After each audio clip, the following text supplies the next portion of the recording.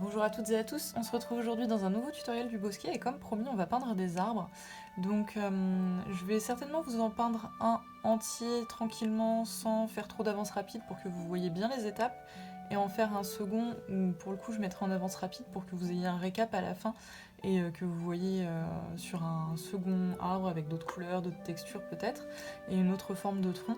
Mais je vais faire le second, je pense en avance rapide, je verrai combien de temps dure la vidéo, mais sinon ça risque d'être un petit peu long pour le format que je fais habituellement.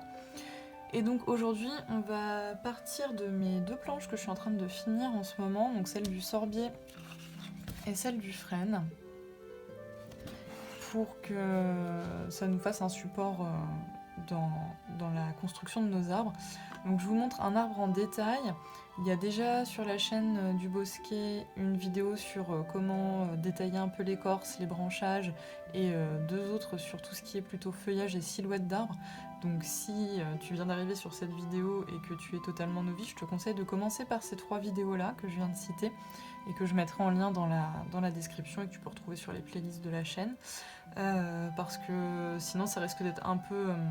alors je risque de passer sur certains détails que j'ai déjà expliqués et puis ça risque d'être un peu touffu en termes de contenu pour toi si tu débutes vraiment. Et si tu tiens absolument à peindre tout de suite des arbres et que tu débutes, tu peux même directement aller directement sur la vidéo sur la silhouette des arbres puisqu'elle est assez simple pour quelqu'un qui débute, même si du coup tu n'iras pas forcément dans la finesse sur la texture des feuilles et des branches et de l'écorce du tronc. Ceci étant dit, l'idée ça va être d'avoir un brun et un vert de base de préparer pour avoir un brun qu'on va pouvoir décliner et un vert qu'on va pouvoir décliner pour le tronc, les branches d'une part et pour le feuillage d'autre part. Et puis de toujours garder un peu de jaune, un peu de gris pour accentuer les zones d'ombre et de lumière sur nos feuillages et nos troncs. Donc moi, quand je fais les arbres, j'aime bien ne pas tout placer parce que j'aime bien garder une part assez libre dans ma peinture. Donc c'est ma façon de faire. Peut-être que tu seras plus à l'aise si tu places bien chaque branche, un peu les zones de feuillage à l'avance. Donc fais comme toi tu as l'habitude ou comme tu le sens. Mais voilà, si tu n'as jamais peint un arbre et que tu veux tester ma méthode, je te la montre. Donc l'idée c'est que je positionne quand même toujours le tronc avec les branches principales parce que sinon j'ai remarqué que j'avais du mal à bien mettre les feuillages qui sont devant et ceux qui sont derrière mes éléments, donc comme ça me force à avoir des éléments qui restent quand même bien visibles. Donc là le tronc du sorbier il se subdivise en 3 grands embranchements puis 2 sur les branches de gauche et de droite. Ça va me permettre d'avoir un arbre qui reste assez bas, qui soit pas trop vers le haut mais dont on voit quand même certains embranchements et qui soit pas trop plat. Pour le frêne, j'ai un tronc principal où on va avoir seulement une subdivision sur la branche principale qui part du tronc et la secondaire qui va sur la droite parce que le frêne est un arbre qui pour le coup va avoir un port un peu plus haut et qui va être plus dense en termes de feuillage, donc on voit souvent moins les branches au travers de son feuillage. Après, tout dépend de l'arbre que vous allez vouloir peindre, hein. Donc si tu souhaites peindre un arbre qui est un peu décharné, qui n'a pas trop de feuillage, bah, tu vas certainement avoir besoin de signifier et de positionner plus de branches qui partent du tronc. Et au contraire, si tu as un arbre qui est très touffu, tu vas avoir besoin peut-être seulement de cette partie-là avec juste le tronc en bas. Donc vraiment, ce que je peux te conseiller avant de te lancer dans la peinture, c'est d'aller soit regarder en vrai des arbres dans la nature, soit faire une petite recherche internet rapide ou si tu as un livre sur les arbres, pour voir un peu comment se positionnent les branches, les troncs et le feuillage sur un arbre en fonction de la saison, en fonction du type d'arbre que tu peins et voilà, en fonction de l'espèce d'arbre, tu vas avoir des arbres qui sont plus ou moins touffus au niveau du feuillage. Si tu fais un saule pleureur par exemple, le tronc risque d'être caché par certaines branches. Donc voilà, vraiment il faut essayer d'avoir un petit travail préliminaire sur à quoi est-ce que je veux que mon arbre ressemble, sans t'empêcher de prendre des libertés dans ta peinture et dans ta composition, puisque t'es pas obligé de peindre exactement l'arbre qu'il y a en face de ta fenêtre au moment où tu regardes cette vidéo. Donc je vais commencer par le sorbier. Et pour le sorbier, j'ai un tronc qui est assez sombre et un feuillage qui est dans un vert assez profond. Donc je vais partir de Terre d'ombre brûlée de chez Daniel Smith pour tout ce qui est tronc et branches, et de Exotique de chez Manon du Pigmentarium pour les feuillages. Donc je vais réhumidifier tout ça et préparer mes couleurs. Et pour le frêne après, je sais que je vais avoir un feuillage beaucoup plus vert tendre et un tronc du coup moins sombre aussi au niveau de son écorce. Donc je vais quand même commencer à réhumidifier tranquillement un vert plutôt pomme granny, pareil de chez Manon. Je pense que je vais prendre celui-là. J'en ai un de chez Cataqua qui est pas mal aussi. Et pour le coup, je vais partir d'un brun sienne brûlé et pas terre d'ombre pour avoir quelque chose de plus clair quand je ferai le frêne tout à l'heure. Pendant que mes couleurs sont en train de se réhumidifier, vu que je travaille sur des godets secs, je vais passer un coup de gomme mie de pain sur mon tronc. Donc vous allez plus voir grand chose à la caméra, c'est normal. Je laisse juste de quoi guider mon pinceau en fonction de ma vue. Donc après toi tu peux gommer autant que toi tu as besoin, mais il faut que tu gardes tes traits visibles pour t'aider.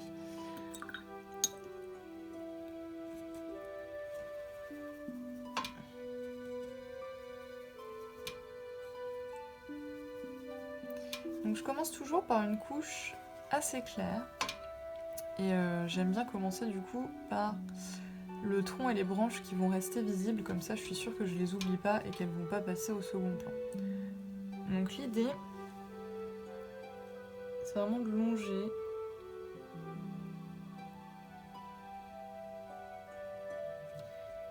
et je te montre le sorbier parce que comme j'ai prévu des subdivisions, une fois que tu sais faire avec des subdivisions, quand tu auras des troncs plus simples à faire, ça sera plus facile en fait.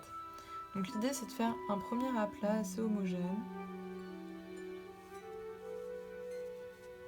sur la partie centrale. Donc là tu vois j'ai pris la branche centrale qui va sur la partie large de mon tronc.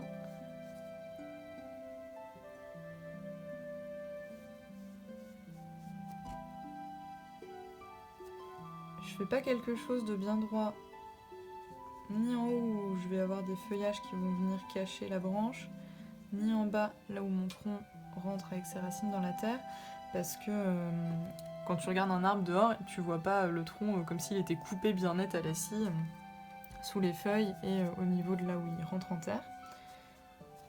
Et au niveau des subdivisions, j'ai cette branche là qui est derrière, donc je vais la faire quand ça sera sec pour qu'on voit bien la démarcation. Et par contre celle-ci part un peu plus sur le côté, donc je vais pouvoir la peindre tout de suite. En fait, il va falloir éviter les démarcations à cause du séchage sur les zones où il n'y a pas qui sont sur le même plan en fait, où il n'y a pas de devant derrière. Et par contre, laisser le temps au séchage de faire son œuvre pour les zones où justement il va y avoir ce côté devant derrière qui joue. Et donc moi j'aime bien peindre en premier ce qui va être au premier plan. Ça me permet de modifier la forme générale tranquillement.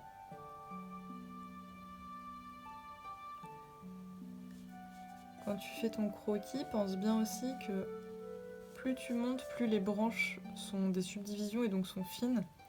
Et plus tu vas vers le tronc, plus tu dois avoir des choses qui sont plus épaisses. Donc c'est pour ça que ma branche là est plus fine que celle-ci.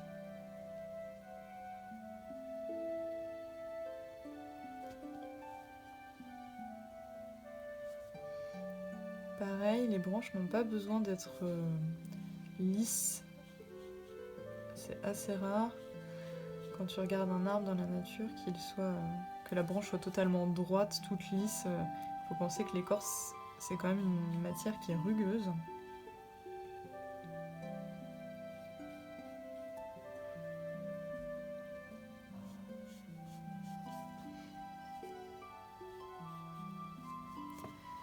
Et donc comme ma lumière vient d'en haut à droite, je vais avoir cette partie-là de mon arbre qui va être plus à la lumière, notamment tout ce qui est en haut, au niveau de son feuillage aussi.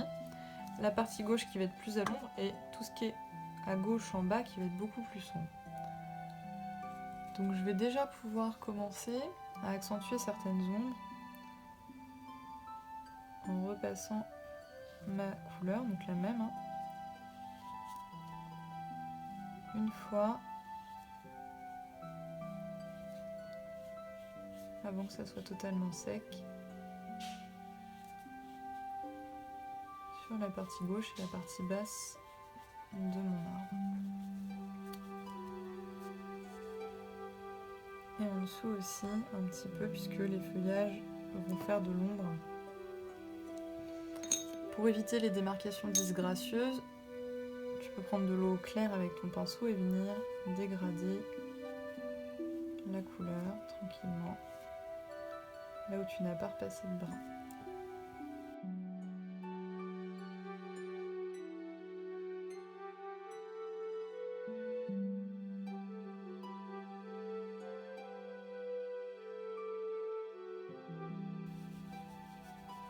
Et donc tant que c'est humide, tu peux venir retravailler un peu les formes de tes branches. Une fois que tu as ça, on va attendre que ça sèche ici pour pouvoir faire cette seconde branche. Donc pendant que ça sèche un peu, je vais préparer mon verre.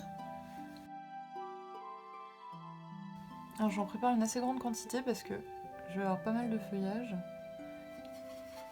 Et je le fais pas trop sombre puisque je vais accentuer les ombres avec ce même vert, donc il faut que je le garde quand même assez clair.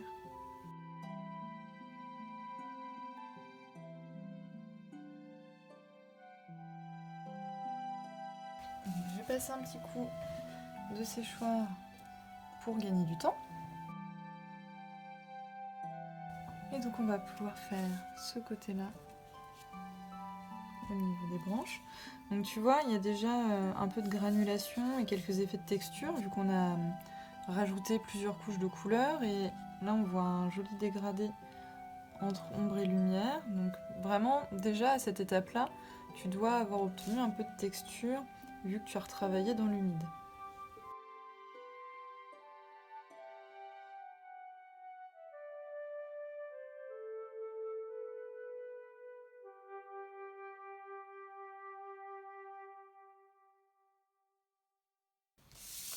Et donc là, je vais retourner ma feuille pour travailler tranquillement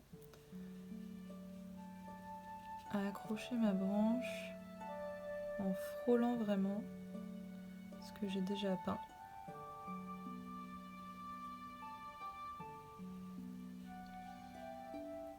L'idée, c'est de ne pas laisser de débord blanc, mais que ça soit quand même sans repasser par-dessus la peinture sèche qu'on avait déjà ici. Une fois qu'on a ça, comme pour tout à l'heure, on va pouvoir venir jouer un peu avec les couleurs. Donc je vais repasser une couche assez homogène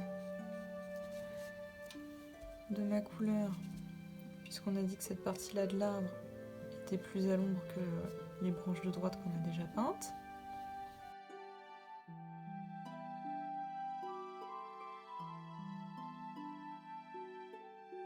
Et on va répéter l'opération aux endroits où on veut accentuer encore plus les ombres.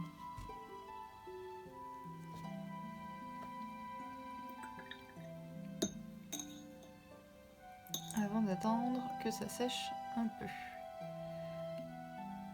Pendant que cette partie-là sèche, je vais pouvoir attaquer un peu de détail sur la partie de droite qui est déjà sèche.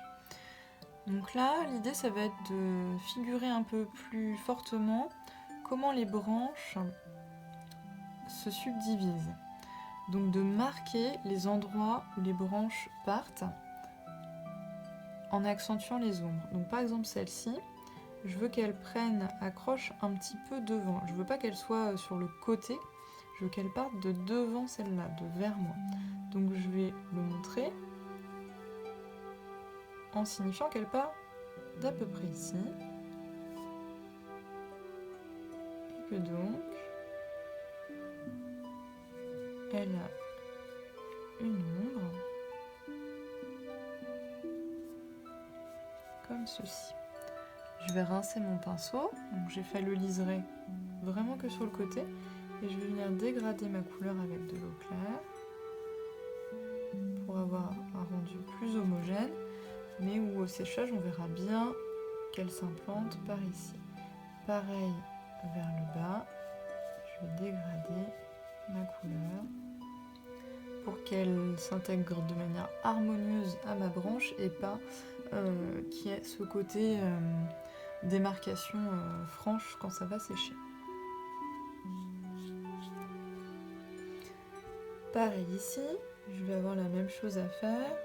J'aimerais que pour le coup cette branche là soit un peu à l'arrière-plan et que celle-ci revienne au premier plan. Donc cette fois mon liseré va être ici.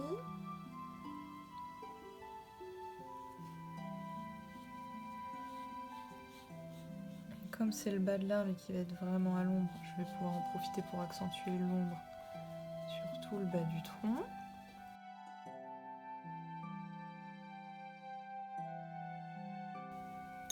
Et comme pour la branche au-dessus, je rince mon pinceau et je vais venir dégrader un peu ma couleur en suivant le sens de ma branche vers le haut et en estompant les démarcations trop franches si ça avait déjà un peu séché.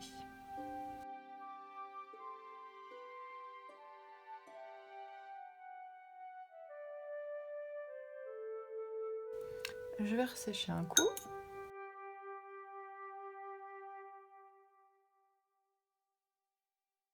Et là, on voit déjà beaucoup mieux comment chaque branche s'imbrique dans l'autre. On donne un peu plus de forme, de dimension à notre arbre. Moi, je trouve que ici, c'est pas assez net, donc je vais recommencer l'opération.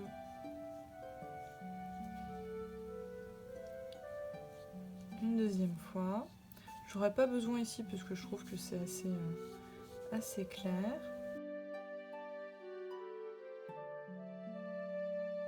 Et je vais venir faire celle-ci qu'on n'avait pas encore faite. Et pour le coup, je vais mettre celle-là à l'arrière-plan, celle-ci au premier plan. Et comme je veux faire comme si elle était accrochée derrière, je vais venir montrer qu'il y a une démarcation avec ma branche qui est la plus à gauche. Donc, comme tout à l'heure, en venant mettre une deuxième couche.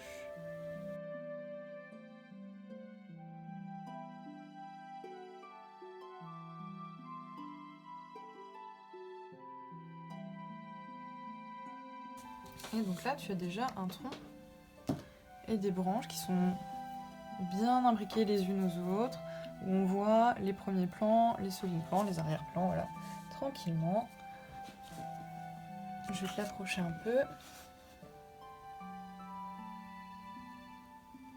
Donc là, on voit bien que c'est cet élément-là qui est central, qui est au premier plan, qui a deux subdivisions, et que chacune de ces subdivisions a sa branche, donc elle devant et elle derrière.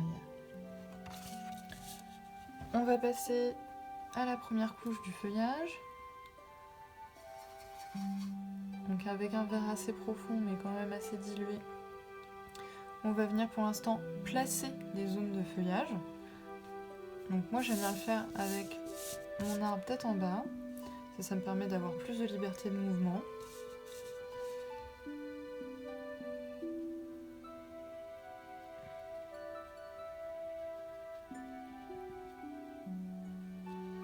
Donc, en premier, je viens en mettre là où j'ai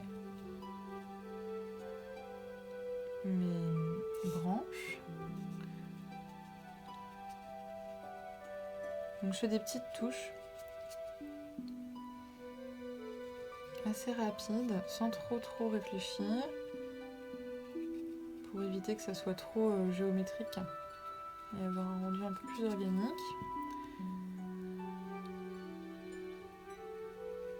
Et pour l'instant, je ne vais pas trop m'occuper de comment elles se mélangent entre elles, de est-ce que certaines sont devant, d'autres derrière.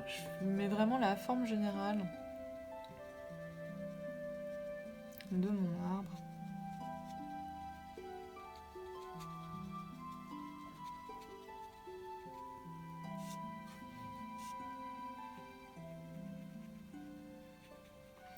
Je vais un peu en dessous de mes branches, tu vois, parce que c'est quand même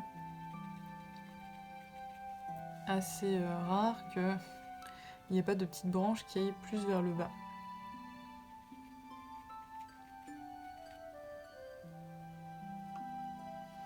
Et à cette étape-là, ça va permettre de voir si, en fonction de comment on a placé nos branches, on a une forme générale qui nous plaît ou pas. Là, par exemple, tu vois, moi, clairement, ici, je trouve qu'il y a un creux. Je trouve qu'il n'est pas assez haut et peut-être que ça mériterait d'être un peu plus rempli aussi vers le bas. Donc, je vais déjà remplir un peu mon creux ici.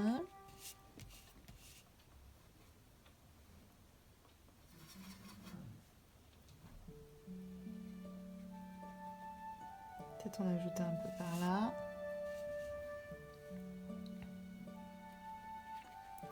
Et je vais monter un peu en hauteur.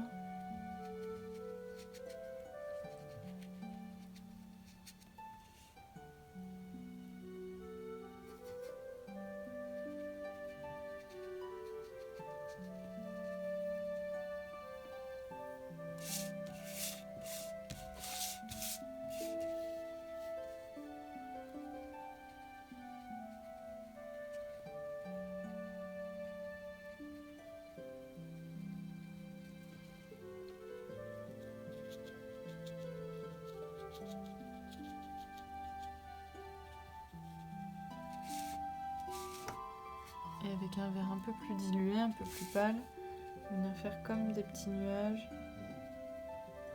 de feuilles qui seraient un peu plus à l'arrière-plan.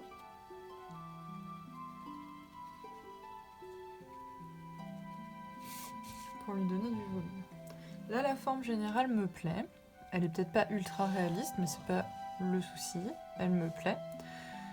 Donc je vais pouvoir commencer à travailler les ombres. On a dit que notre lumière arrivait d'en haut à droite. Donc, cette partie-là va être plus à la lumière, cette partie-là va être plus à l'ombre. Pour le figurer, on va pouvoir travailler avec la même couleur en couche, en rajoutant là où on a dit que c'était le plus à l'ombre, de nouvelles feuilles. Et ça va venir foncer tranquillement.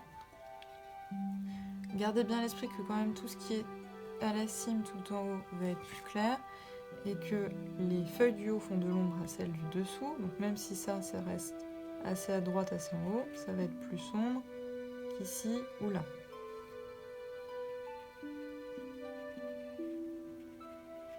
Le fait de travailler par petites touches comme ça figure l'accumulation des feuilles sans que vous ayez besoin de les dessiner une par une. C'est ma façon de faire. Après, si ça ne convient pas parce que l'un de vous souhaite faire des arbres beaucoup plus réalistes, il va falloir positionner vos feuilles au crayon avant pour bien voir lesquelles vont devant, lesquelles vont derrière.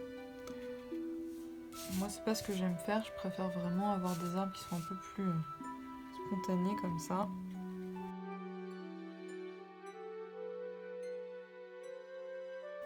J'oublie pas mes petits nuages qui sont plutôt à l'arrière-plan. Et je vais déjà laisser sécher comme ça pour voir ce que ça rend une fois sec. Parce qu'avec l'humidité, c'est toujours un peu plus foncé que quand ça va avoir séché. Pendant que ça sèche tranquillement, je vais pouvoir venir retravailler d'autres détails sur mon tronc et mes branches. Donc là, on a déjà de la texture. Si ça te convient comme ça, tu peux le laisser comme ça.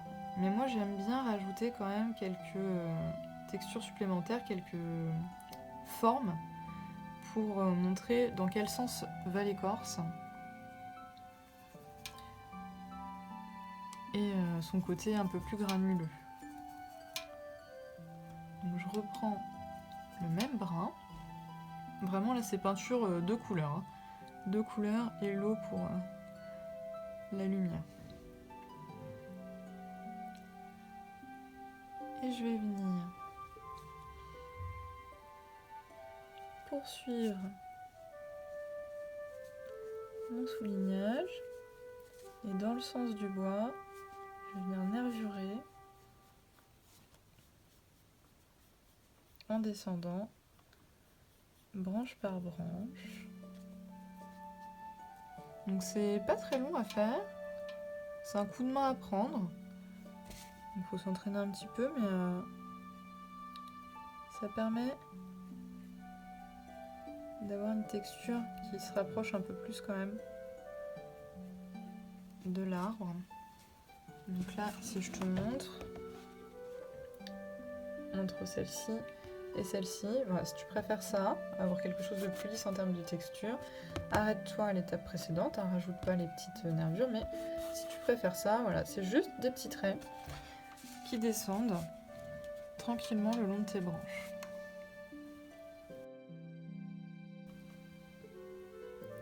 Et j'en profite toujours, moi, pour ressouligner un peu les endroits qu'on avait fait tout à l'heure à l'ombre pour montrer qui est devant et qui est derrière.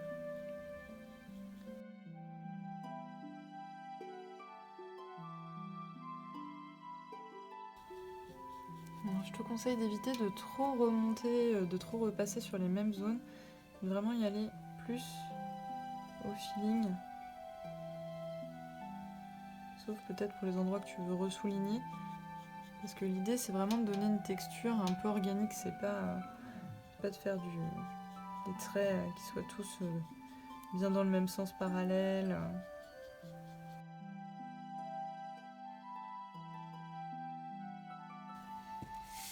Et avec une peinture assez épaisse, j'aime bien venir faire quelques brins d'herbe.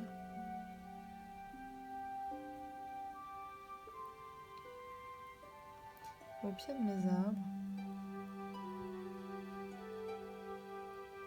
On forme un peu de couronne comme ça.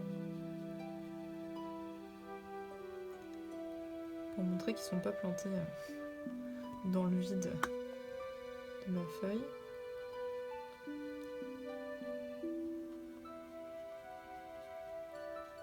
Donc pareil, c'est quelques traits avec un vert très peu dilué.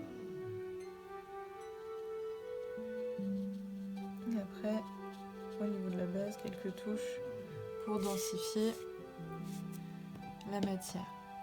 Avec un pinceau voilà, assez sec, de la peinture pas trop diluée, pour avoir ce petit effet là de matière en bas.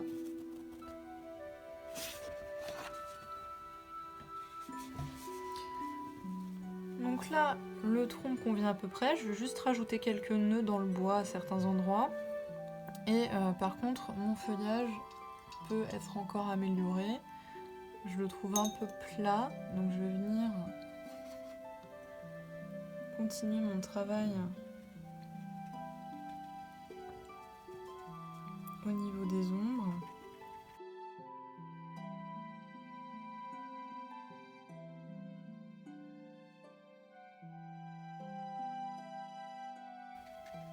Et quand j'ai des aplats qui sont un peu trop grands au niveau de mes touches, je vais en rajouter des plus petites.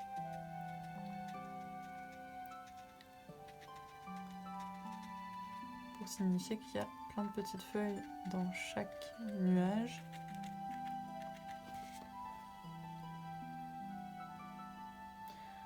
J'ai pas envie de mettre de jaune dans celui-là parce que comme le vert est assez profond, j'ai peur que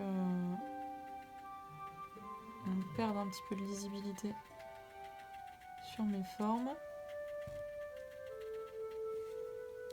Donc je pense que je vais le laisser comme ça au niveau du feuillage. Et pour les nœuds dans l'écorce, toujours avec le même brin, je vais venir à certains endroits où c'est assez clair. où j'ai pas mis trop de stries. Positionner des petits arcs de cercle.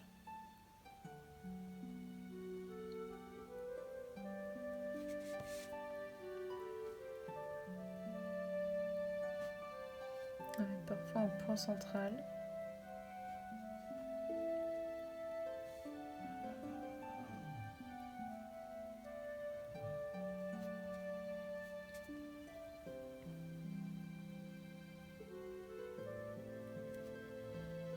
Continuer à travailler un peu cette texture. Il n'y a pas besoin d'en mettre des tonnes, hein, c'est pas obligatoire d'en mettre partout du tout. Travailler avec parcimonie quand c'est comme ça.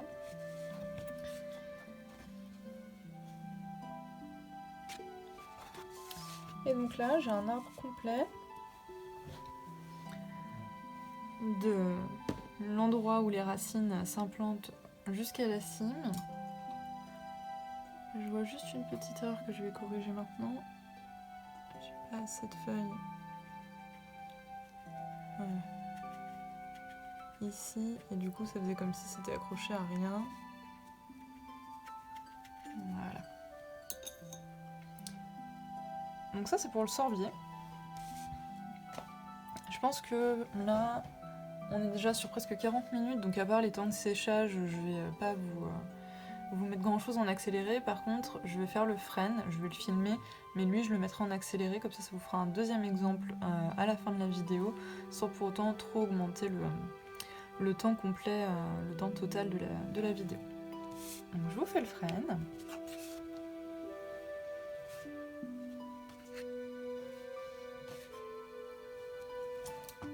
Mais on va partir sur un terre de sienne et pas un terre d'ombre brûlée.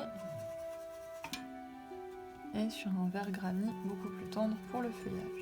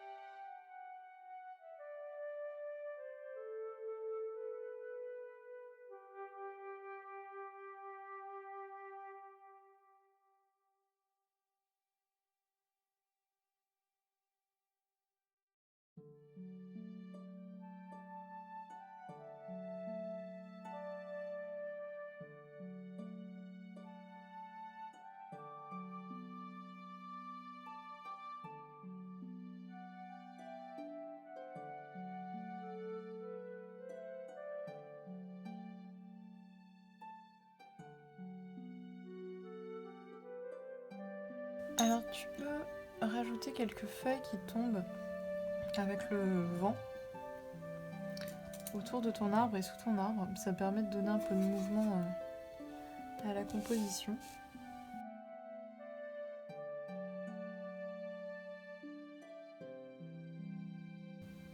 N'oublie pas de rajouter un peu d'herbe pour éviter que notre arbre ait l'air de pousser tout seul au milieu d'une page blanche.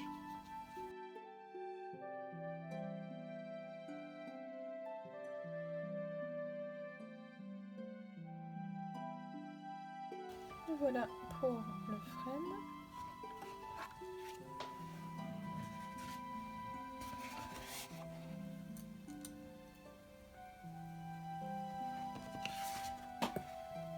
Et je vais me rajouter quelques feuilles qui tombent.